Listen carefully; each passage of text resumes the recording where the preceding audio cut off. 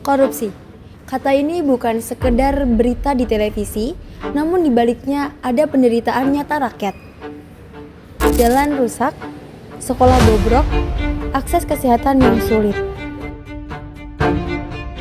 Korupsi adalah pengkhianatan terhadap harapan yang mencuri hak-hak dasar kita. Ia memiskinkan, menunda kemajuan, dan menciptakan kesengsaraan.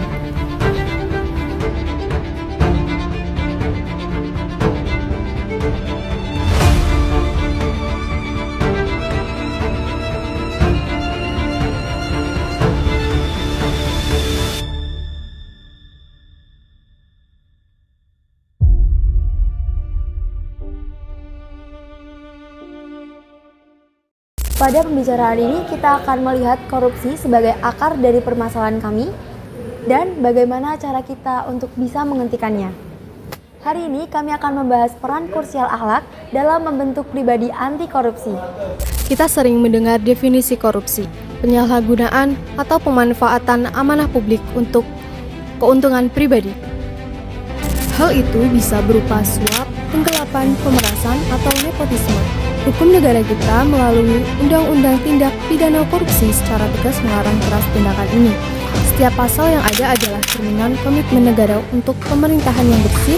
Larangan korupsi ini adalah wujud kehendak rakyat, janji akan keadilan dan integritas. Setiap pasal yang ada adalah cerminan komitmen negara untuk pemerintahan yang bersih. Larangan anti korupsi ini adalah kehendak rakyat, janji akan keadilan dan juga integritas. Korupsi bukan masalah sistematis, tapi juga masalah moral individu. Kami sempat berbincang kepada Dr. Kiai Haji Agung Irawan, MH. Beliau adalah tokoh agama, penulis, sastrawan berkebangsaan Indonesia. Beliau mengatakan kurikulum tadi harus ada dua. Satu, basicnya adalah menurut saya adalah basicnya spiritual yang mendalam. Tentu tadi ada unsur tasawuf. Yang kedua basic moral dengan seni, karena dua-duanya itu adalah melembutkan hati. Seni melembutkan dari sisi masing-masing, lebih lembut. Spiritual melembutkan dari sisi terdalam, yaitu fu'adun, hati nurani. Itu harus disebut. Nah, jadi kita boleh IQ tinggi, kita belajar teknologi, belajar macam-macam, tapi kalau ininya nggak ada, itu bisa bunuh diri. Iya. Bisa jadi orang penjahat. Selain akhlak dan tasawuf, kita juga membutuhkan pendekatan melalui seni atau sastra. Bukan Muslim. Di negara Irlandia, Finlandia, juga Jerman, yang kecil-kecil itu agamanya nggak kuat, tetapi karakternya kuat. Kenapa? Karena basis kurikulum adalah basis moral. Moral terkembang dari apa? Mohon maaf ya, dari kecil itu seni, sastra. Sastra itu kan apa ya, menyentuh sisi-sisi yang tidak bisa disentuh oleh eksak, menyentuh sisi-sisi yang tidak bisa disentuh oleh humaniora, tapi menyentuh kolbu, ya kan, menyentuh perasaan. Malah di Jepang itu kurikulumnya sejak anak kecil itu dongeng. Dongeng tentang sebab akibat, dongeng nenek moyangnya, itu sudah dari kecil.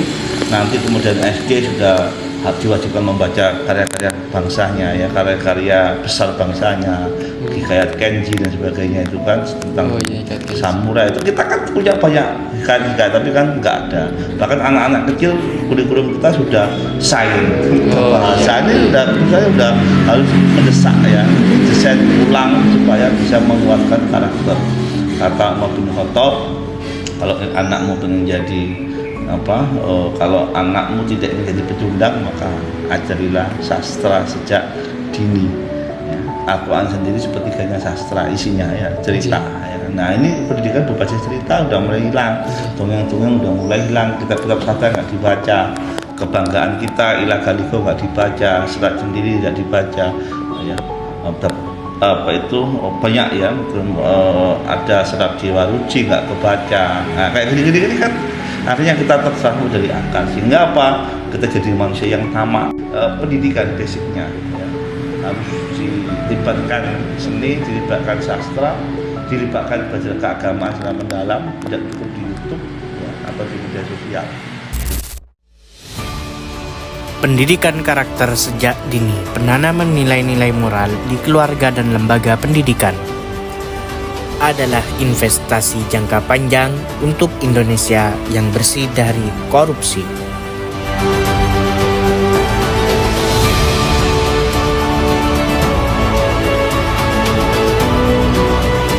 Jadi, mari kita renungkan. Perubahan besar seringkali dimulai dari hal kecil. Kita mulai dari diri kita sendiri. Menjadi pribadi anti korupsi berarti terus-menerus mengasah kejujuran, amanah, rasa malu, qanaah, dan kepedulian sosial.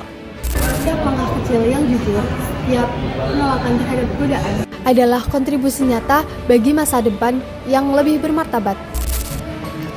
Semoga pembicaraan hari ini bisa mengedukasi kita untuk bagian dari solusi. Mari bersama wujudkan Indonesia bebas korupsi dengan akhlak sebagai benteng utamanya.